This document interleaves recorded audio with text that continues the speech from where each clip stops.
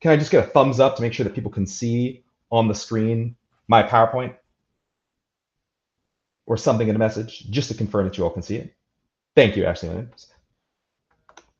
All right, so welcome to this session. It is entitled Understanding Power in Your Region, Building a Better Power Map, or the best freaking power mapping session you've ever had. My name is Robert Ruffins. I'm a Senior Associate in National and State Partnerships at the Education Trust. My job is to build and develop power in service of passing more equitable education policies for low-income students and students of color. Many of your names in this chat are familiar. If I've worked with you in one of your states, it's great to see you again. I'm so happy to have you along for the ride. So today's goal is to figure out how we can make your power maps more better. And I say that because power mapping is a thing that people talk about. It has a lot of names, whether you call it a stakeholder mapping or a systems analysis or relationships mapping.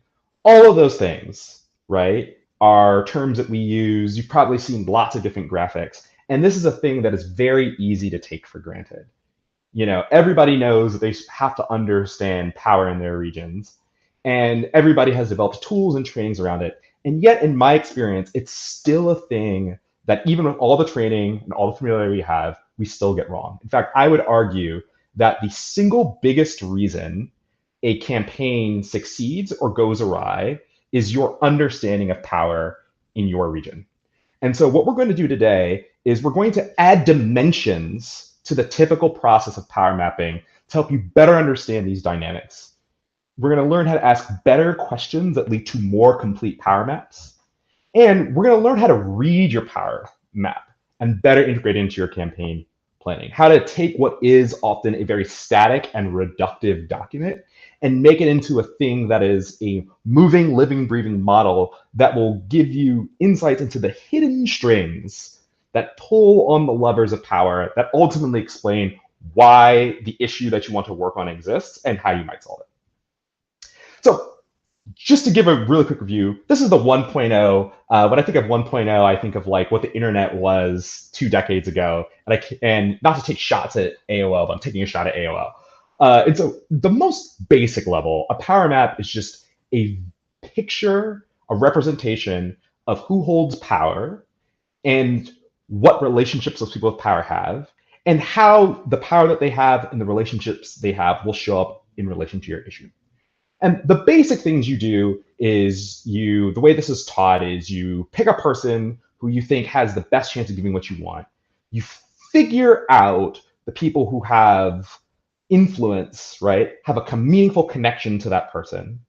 You trace those lines to figure out who in that web of people are the key people for you to be prioritizing.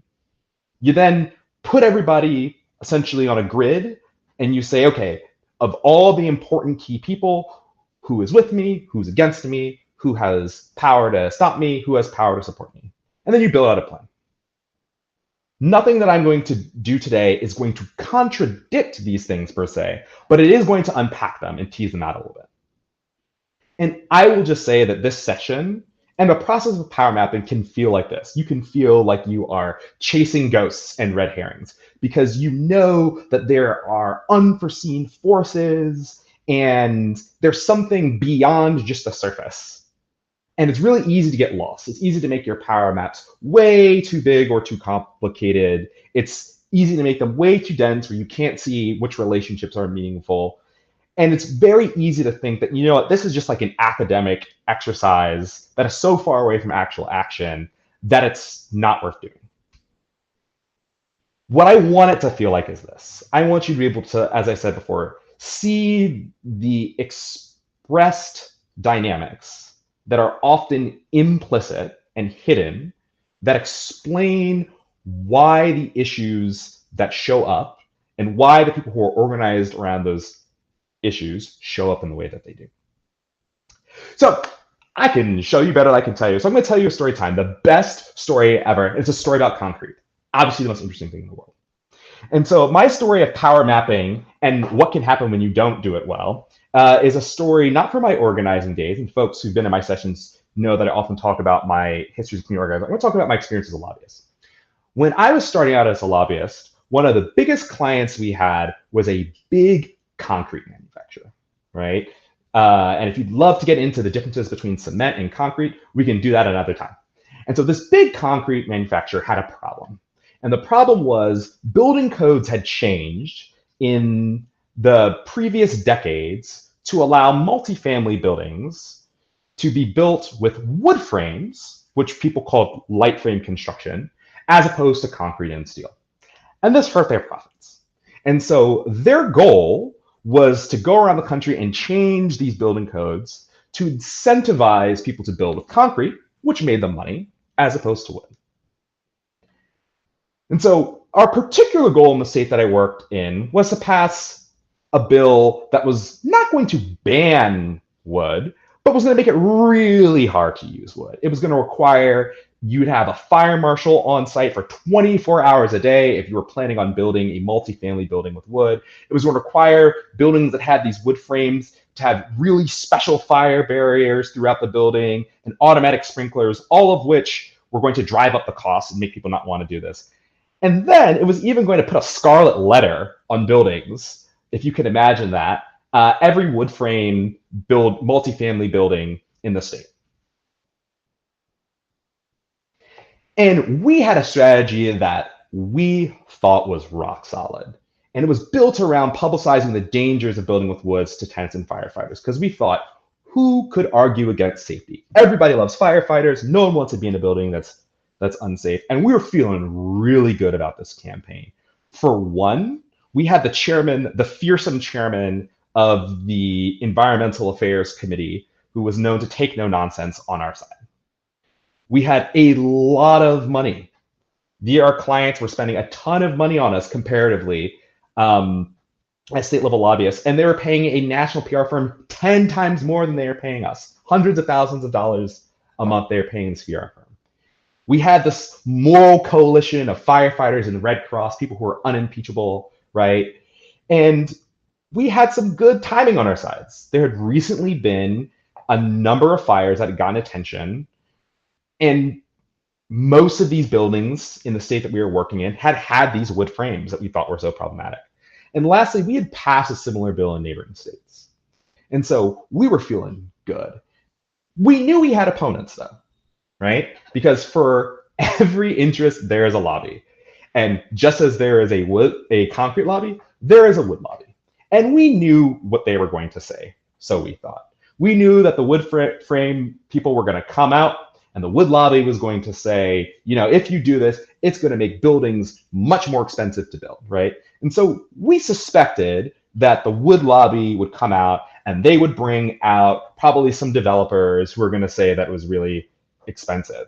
But we figured we would have a couple of developers on our side, but we were going to drown them out with firefighters and Red Cross, because we thought that ultimately public safety and our money was going to win the day. Because what's better than what we had, right? You had the most important person, the chairman, who determines what bills get votes. And generally speaking, if a chairman of a committee wants something to happen, they have the power to kind of make that happen. We had this coalition of folks that we thought had very high credibility, and we had a ton of money, far more money than the wood lobby.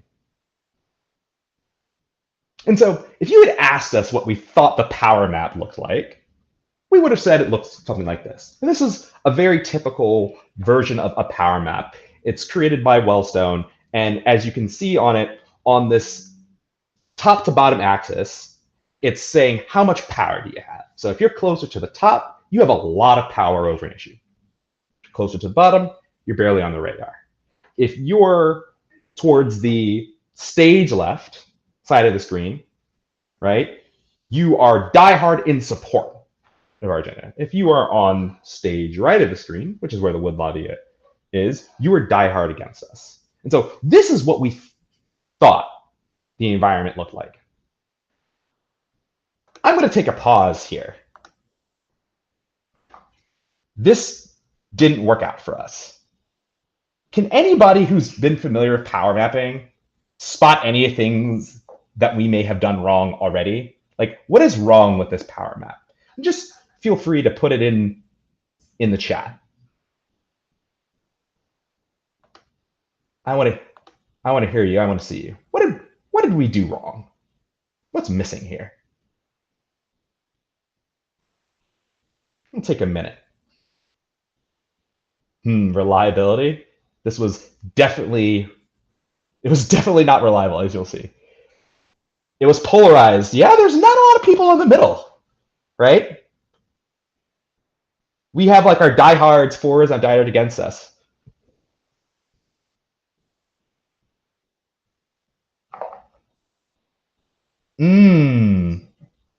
Somebody said that there are folks missing.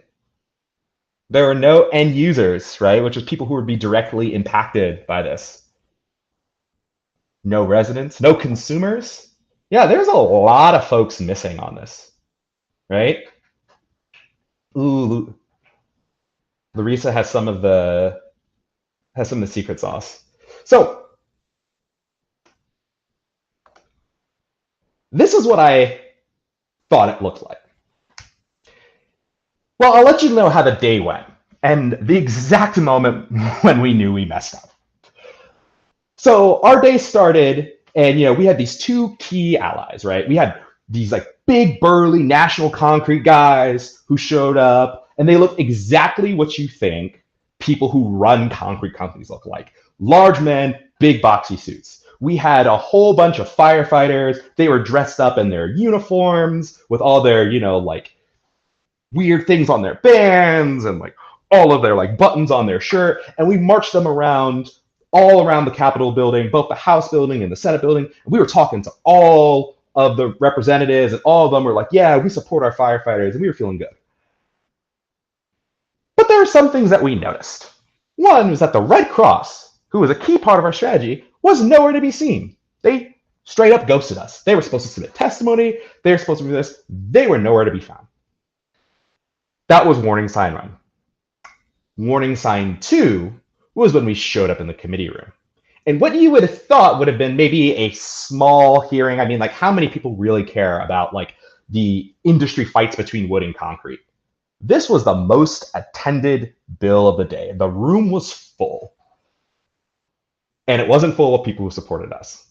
It was full with housing developers, right? And we knew that like the home builders were going to show up, but we didn't think all the developers would show up. In particular, the developers who built affordable housing. And it turned out the biggest developer of affordable housing, which was a critical issue in the district of the chairwoman who we thought was on our side, the biggest developer of affordable housing in her district, who had relationships with churches, community groups, people who wanted to redevelop the city, they were there in opposition to us. Manufacturers, people who built things like building trusses, which I didn't know what a building truss was until they showed up, were against us. There were architects, national and local architects, who were against us. There were contractors. They were against us. And folks that we really hadn't anticipated, the counties, were against us. And that poses a big problem because firefighters work for the counties. And the counties didn't even actually have to show up. They just sent a letter that said they were in opposition. And literally, once the firefighters saw that the county executives, and of course the firefighters work for the county, were executives, were against us, the firefighters disappeared too. And so there we were, alone, in a room full of people, and all of them were talking about things that we did not have a good rebuttal for. See, we were focused on safety, right? But the affordability of housing, that was the issue that ran the day. They told us that we would never have housing construction, that we'd never have affordable housing if this bill passed. And they said that safety issue, well, you can just address that with sprinklers. And they argued much more effectively than we did that while we said that this bill was going to support firefighters, they said it's really just a bill to line concrete companies' pockets. This is what the power map really looked like. Boy, were we far off. And so what are some of the differences between this power map and my theoretical power map, right? This is what it really looked like.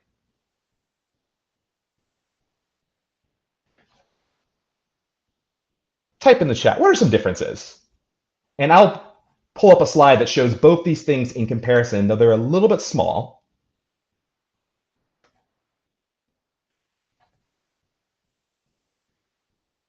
But what are the differences between our power map, what we thought things were, and what it really was? Who the real influencers were. The power of our allies was a lot lower than we thought. There were many more people who were against us.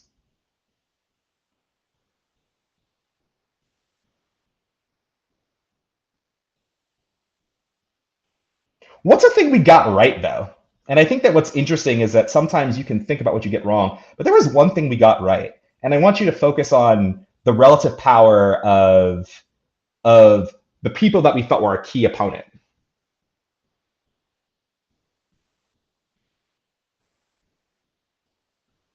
Like, were we? Yeah, the Wood lobby by itself, they had a little bit more power than we thought, and we'll dig into that later. But like, they by themselves weren't the thing that won the day, right? We were kind of right. They had more power than we did, but it wasn't just that the Wood folks came up, right? And they just, like filled the room with all these wood manufacturers. There was literally only one person we had probably 10 concrete execs. There was literally only one person from the wood lobby there, right? But they had architects and affordable housing advocates, and they had the county execs, and they had all of the developers, right? And so I would argue that like the easiest solution in terms of visible thing to this was that our power map was too small. But it wasn't just that our power map was too small. And to tease that out further, our power map wasn't just too small, it wasn't dynamic enough. And in fact, part of the reason why our power map was too small was because it wasn't dynamic enough. And so let's get into power mapping 2.0, right? As I kind of said in the first slide, the basic idea of power mapping is you take the people, you put them on the map, you figure out, all right, who is for us, who's against us, who has the power to help us, who has the power to hurt us.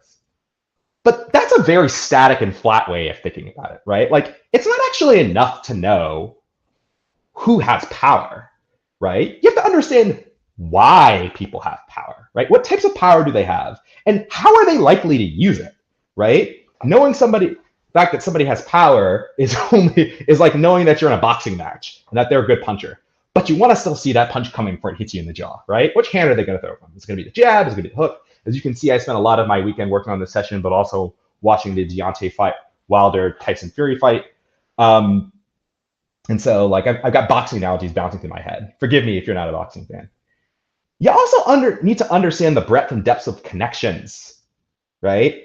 Like when you put folks on the power map, it's really easy to think that these folks are all independent of each other, but they're not, right? And in many ways, those connections and the strength and intensity of those connections, that is the hidden strings that pull the levers of power.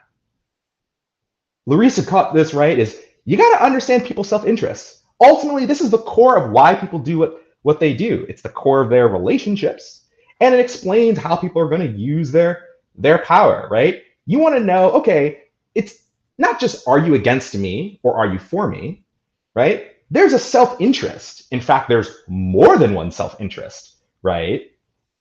That might explain your position on the map. And some of those self-interests may be more explicit than others, right? In fact, sometimes the most important self-interests, for example, the self-interest of the firefighters and not losing their job, which was not immediately apparent to us, turned out to be super important for them. And then the last thing is dynamism. Right? One of the things that we think about for power maps when we do it at the 1.0 level is we think of it as a snapshot. Problem is it's not a snapshot, right? Everything's connected, and the power map changes based on your actions and based on the actions of others. And so what we're going to do is kind of go through these layers, and we're going to cut off one layer, and we're going to dig down, we're going to go to another layer. So this first layer was power, right? So when I talk about the types of power, in politics, there's really three: organized people, organized money, and position and status, right? We made a big mistake, right?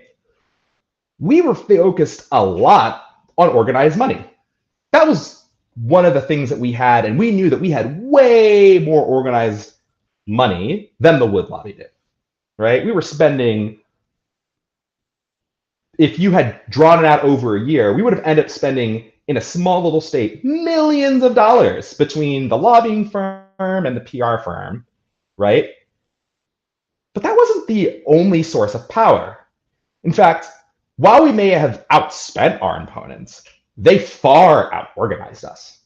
And if we had plotted power differently, we might have seen that really big discrepancy.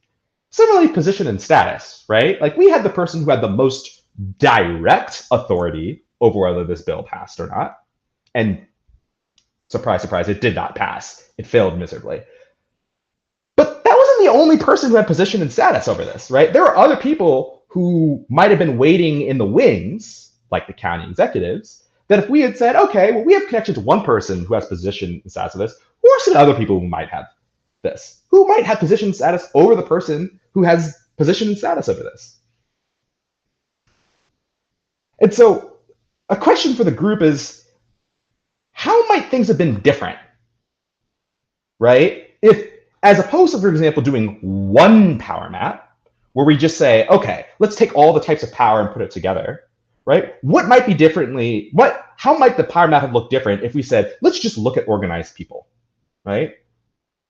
What insights might we have gained had we looked at that particular type of power and then maybe compared it to what the power map looked like if you just looked at money?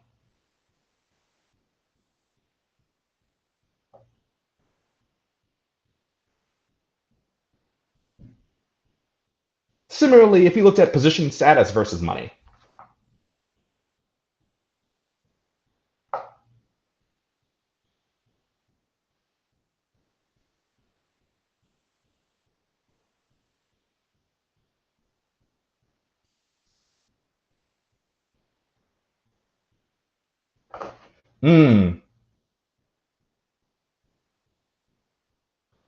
Yeah, it might have revealed to us, right, that like while there was lots of money involved in, for example, the service of concrete profits, right?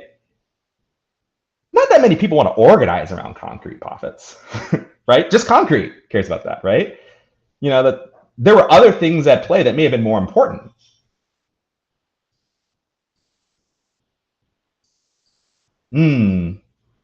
I love this idea of investigation, right? That's the key thing. Yeah, it would have asked us, right? Not just, okay, how much power does it have? It might have also helped us anticipate if we'd investigate a little bit more how folks were going to show up, right? You know, if you just look, for example, at who has the most money, well, you know, you might have said, okay, well, maybe the wood lobby, we would run ads, they would run ads, but we'd run more ads. What we didn't think, because we weren't thinking about it in all these dimensions, was that, oh, the wood lobby would be able to turn out tons more people than we had anticipated. So that's power, right? That's like one layer of disaggregation, right? There's another layer though, right? So if you shave off the layer of power, right? The thing that is underneath power is relationships. In politics, power exists only in the context of relationships, right? So if you want to see who has power, and how they're going to express that power, you gotta look at relationships, right? Because everybody's connected, right? Like that is the kind of tendon, right, that holds the muscle power together. So here's a map of all of the relationships that were showing up in this space, right? And if you see us on one side, you have national concrete, right? On the other side, you have wood. There in the orange. And roughly, if you pick the folks on the left side, right, the concrete side, those folks were, generally speaking, our supporters. Folks on the right, generally speaking, were wood supporters. What do you notice when you look at this map of all of these folks, right? And these are the relationships. And just to explain this, the dotted line is a weak relationship, right? You have some relationship, but it's a weak relationship. A solid line means that you do have a relationship. It's like moderately important. And a big bold line means you have a powerful relationship, right? A highly influential relationship. What are just some, take a minute, what are some folks' impressions of this map? There are more big, bold lines on the wood side. Yeah. What else?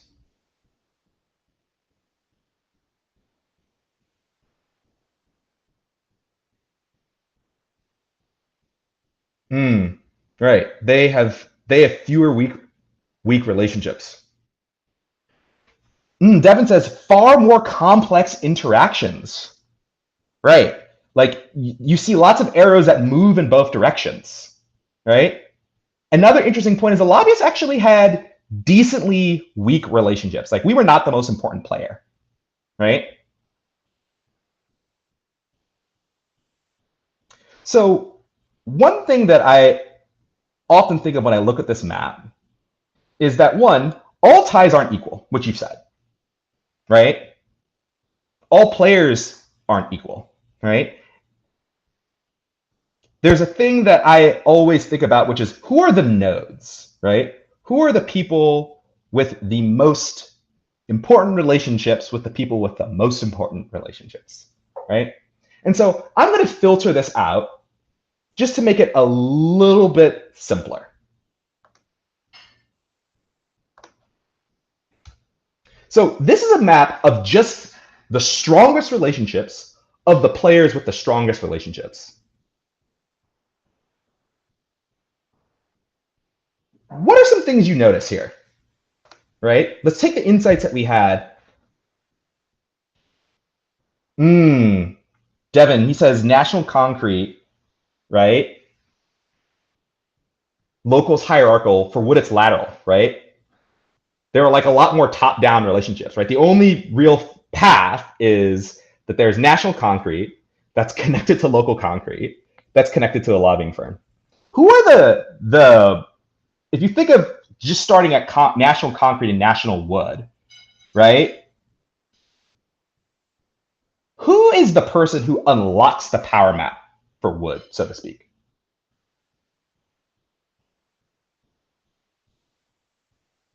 Who would you say are their most important relationships?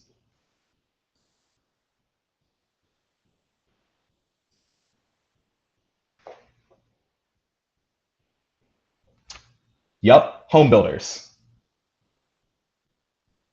Yep. Without that one relationship, home builders unlocked almost everything. They unlocked the Affordable Housing Coalition. They unlocked the county executives, right? So like the closest partners to wood, right, unlocked an entire ecosystem, right? We were very focused on the wood lobby. We didn't focus on who the wood lobby knew and who they were connected to. Let's look at our connections, right? So let's take the lobbying firm out, right? Remember who is in our coalition, right?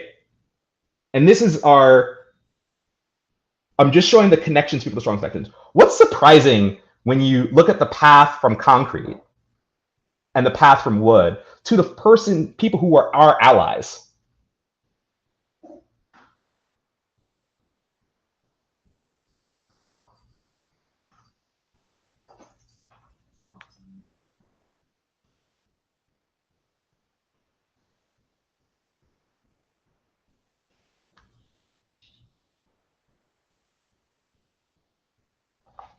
Yep.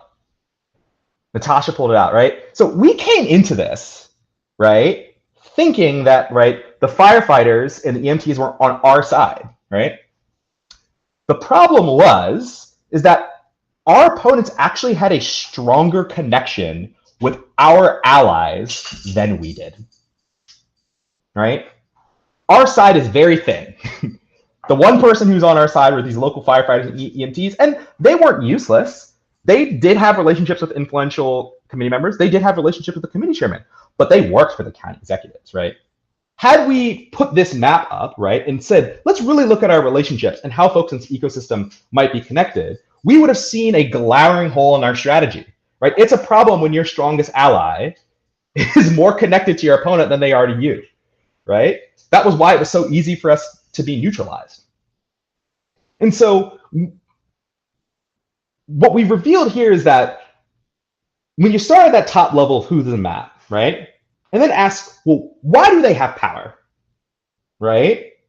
It shows this web of relationships that can reveal not just who has power, right? And why they have power. It can reveal really key weaknesses in your strategy, right? Just looking at this map, it's very clear that we need to organize far more people, right? Like we got to fill in these blank spaces in our map. And we might not be able to rely on the firefighters as much as we had thought at the beginning. Now, let's go down even deeper, right? Because relationships are important, but these bands are made of something, right? Like relationships in politics proceed from something even deeper. And so there's power, right? Power is expressed through these relationships. If you don't have a relationship with somebody, you can't really exert power over them. And those relationships are forged on self-interest. The whole reason there are relationships in politics is because you cannot achieve your self-interest by yourself. And so if you really want to understand the power map, you got to get down to this basic level of self-interest. What is good for me? What do I value? What do I want? Right? And so this is kind of a flow chart, right? This is really the path that we're trying to travel as our power mapping, right? You know, what happens or doesn't happen is based on what people in power do, right? They have their power based on the ecosystem of relationships that they live in, right? Their relationships that they have with people are based on shared self-interest, and self-interest is the most basic level of politics. What do people want? They will do things based on what they want. So one thing that people don't do when they power map is they don't put interests on their map, right? You know, generally speaking, power map, they tell you, you want to be as specific as possible. You want names of people, right? And there is a value to that. But sometimes it's important to take a step back and say, what interests are represented in our ecosystem, right? And one of the key things is that if we had looked at all of the folks, right? If we had looked at that big, complicated web of relationships, and we had said, okay, why is this ecosystem so dense, right? Why, if there are all these arrows, there's something that's holding them together. And what we found was that the most important thing that was holding the ecosystem together was cheap production of housing, right? And there are many more people who cared about cheap production of housing than cared about public safety. If you think about it, the people who care most about the safety of the buildings are the people who live and work in those buildings. Firefighters care about it. Tenants care about it, right? But there are lots of people who care about housing. County executives care about housing because it brings in larger property tax base, brings in residents, right? Residents care about housing because they need a place to live, right? Everybody who's involved in the building of housing, you know, like they care about it, right? Because if you're a person who makes building trusses, no one builds buildings, right? Or builds fewer buildings because they're cheaper, you don't make any money, right? And so had we looked at not just who has power and what's connecting them to other folks, but why they're connected, right? Which is around this idea of cheap production housing, we would have revealed some really important holes in our strategy, right? We would have realized that our campaign was built around public safety, but public safety was an important thing. It wasn't unimportant, but it wasn't nearly as important as the cheap production of housing, right? Not just is the cheap production of housing more powerful, it's also bigger, right? And profits of wood and concrete, which are, you know, the things that we cared about, would care about, they were really low. And I think the most useful thing when you think of self-interest, right, and you plot the interest on the map, is that there are more than one interests that are impacted by a policy, right? There are all these empty spaces, right, that we could fill. There are definitely people, right, who share other interests. And quickly, like, what are some other interests, right, or interest groups that might show up on this map, right? If we were really thinking, like, what are we were caring about profits. There's some people who care about safety, some care about cheap production of housing. Are there either people who care about the things on this map, such as public safety, right, that might have been recruited? And are there other interests that might have been sympathetic to us that didn't pop up? Like, what are the other interests that might be on here besides just safety for firefighters and cheap production of housing? Yeah, there are environmental issues. Yeah, we had no environmentalists. That matters to people, right? What else?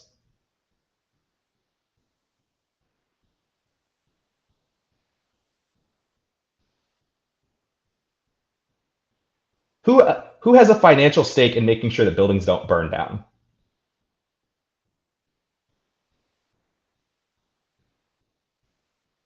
Insurance companies. Yeah, there's a huge financial service industry. It's like, imagine you're an insurance company, right? A building's built with wood, you insure it, and it burns down. You pay that out. There's also financial services, right? Somebody gives you a loan for a building, right?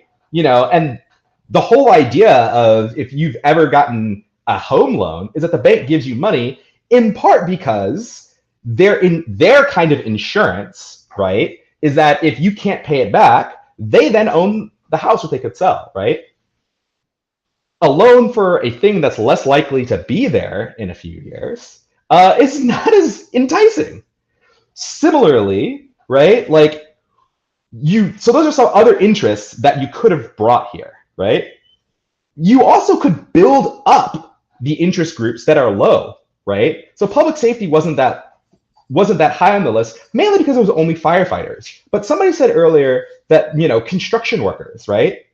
We could have, for example, recruited the service unions, who often employ people who work in these buildings, who don't work for the county executives, but also can talk about safety. And while there are a lot of firefighters, there are more people who are janitors, security officers, front desk managers, all of those people who may work in these buildings, who care about the safety of these buildings and are not attached to the county executive, right? We also didn't talk to a really basic group of people, which were victims. There had been fires. We didn't talk to tenants, either tenants in buildings like this or tenants who had previously been in buildings that had burnt down, right? That would have raised the profile of public safety, right? We might not have been able to ever argue that wood wouldn't be cheaper, right?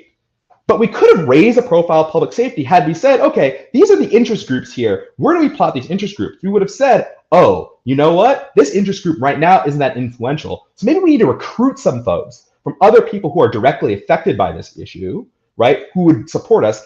And we might need to recruit some people. And the easiest way to boost the power of a particular interest is to just recruit more people who share that interest, right? So we could have recruited tenants. We could have recruited workers. We could have recruited consumer protection advocates, right? All of whom would have raised public safety, right, as an issue.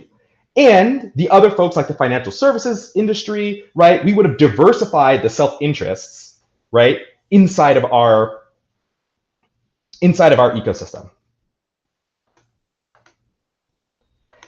And as we're getting to the end, there's one last layer that's important to account for, which is dynamism, right? We think of power maps as if they're snapshots, and they're not, right? The power map moved based on actions, right? One of the big actions, of course, was getting the county executives, right? They moved the county executives who had high power, but we didn't see, they weren't actively engaged, into their camp. That then neutralized the firefighters. We also made a mistake. We decided to put the scarlet letter on buildings, which pissed a bunch of people off. You wouldn't want to be a building owner and then all of a sudden somebody puts a label on your building that says your building's unsafe. Similarly, as an architect, not only were you as an architect, right, who might say, you know what, I don't want people to say that my buildings, I want people to build buildings. I want people to believe those buildings were safe. I also don't want people to think that the buildings that already exist, that I did a bad job, or then might be held liable in some way. And so just that little choice in the bill recruited a bunch of people, right? And so the map moves based on your tactics, based on your goals. And we didn't account for that, right? And so when you're power mapping, you have to think, right? How is what I care about and what I'm going to act on impact how other people are going to act, right? How will I bring new people, right, who are not on this map into this map? How might other people who are on this map change, and who might fall off entirely, right? And so here are some key questions after you do your power map that can make this much deeper, right? As opposed to just asking who has power, ask why they have power, right? Where does their power come from, right?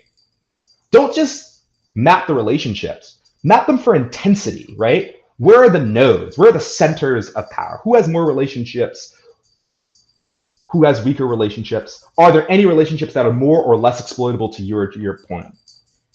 Also, if you think of the power map as a map, self-interests are the neighborhoods, right? And so what self-interests are on the map? What self-interests aren't on the map? And are there players who either share a self-interest with people on the map but haven't showed up yet? Or are there people who share a self-interest that isn't on the map, right, but are likely to get engaged if certain things in the environment change? And then the last thing is you have to account for how might people shift in response to you. And so if you put this all together, right, not only could a power map show you the power dynamics, it can literally explain your entire campaign, right? And so what I see people do is they put the power map and they really only think about one question, which is, okay, who is the person that I need to target, right? But there are other things that this power map reveals, right? Ultimately, the people in that top left quadrant, right? Those are your champions, right? Anybody who's up there, you got to get them going, right? Have them out there leveraging their power, right? People at the bottom, right? Bottom left, those are people who are on your side. They don't have power. You got to train and organize those people. The people in the middle, those are your swing voters and your potential allies, right? Particularly the people who have to be taken into account, but don't have a position yet. Like the wood lobby cornered all of those people.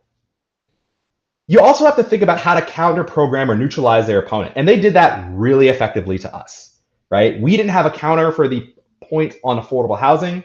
They had counters on the points on safety. And then there are folks you can ignore, right? We focused this whole thing on the wood lobby, right? And this whole thing of, oh, not only is this public safety, it's a giveaway to the wood industry, and who wants to just give money to the wood industry? And they weren't that important, right? We would have been better off focusing on developers than just focusing on wood, even if ultimately our goal was to decrease the production of wood. And so once you've done all of these layers, right? And this is where I'm trying to get it from that weird Charlie Day thing where the map is crazy and it's too complicated and too academic. Let's now think about how this relates to you, right? And so here's what I would challenge you to do. If you've already power mapped, do it again and then do it one more again. If you've never power mapped, great. Here are some steps for you that you can apply no matter where you are in the power mapping process. First, put everybody who you know is a power player on the map, right? Then come up with a hypothesis, right, around their power. What are the types of powers that they have? And play with your map. Look at it just for position status. Look at it just for organized people. Look at it just for organized money, right? And look at the comparative advantages between your opponent and determine what power you may need to build, what power you may need to neutralize. Then brainstorm a list of all of the interest groups. Be as creative as you can be that are affected by your campaign, right? Cross-reference the interest groups that are affected by the interests of the known power players and look at what the difference is. Who are folks that share an interest group with the power players for or against you but haven't shown up yet? What interest groups are people who have power but aren't at all engaged, And once you have that full map, that's really how you get to the unknown unknowns of your power map, by the way, right? If you ever want to say, how do I make my power map bigger? Ask the question of who's directly impacted by this, and then the world opens up to you. Once you have all those lists of people, the known players, those unknown players, put them on the map and start drawing lines. And make a note for the different intensity, because what you really want to find is the nodes, right? Who is at the center? And they may not necessarily be at the center because they're closest to the problem, but they're at the center of an ecosystem, right? And then once you've identified the folks on this map and your relationships to them and their power, put everybody back on the map again with all of your new insights, and then reevaluate your tactics, right? And the key question, of course, is how do we need this map to shift, right? Is there a thing we can do in our tactics that's likely to shift this map for or against us? Could we change our goals in a way that's going to make this map more favorable to us? Have we identified the right targets? And lastly, and most importantly, never take this process for granted. It's not just a thing you do at the beginning. It's certainly not a thing that you should do as a postmortem at the end. This is a thing that can be integrated and done at any moment in your campaign. And even if you've done it, there's always another layer that you can dig down. Ask yourself why questions, right? To make this static picture a more dynamic model, and have fun with it. I think this is where, like, I've learned so much about the world and understanding why the world is from this process of investigating who shows up, why do they show up, how are they connected to the people who show up and the people who don't. So thank you for your time. You are now going to get ready to go to your next session. Feel free to reach out to me. All of my stuff is on email. And if you would like, I would love to help you look at your power map. Whatever your organization is, this will absolutely be shared. A recording of this will be shared. Please, my email is on the Education Trust website. Reach out to me, reach out to Marissa.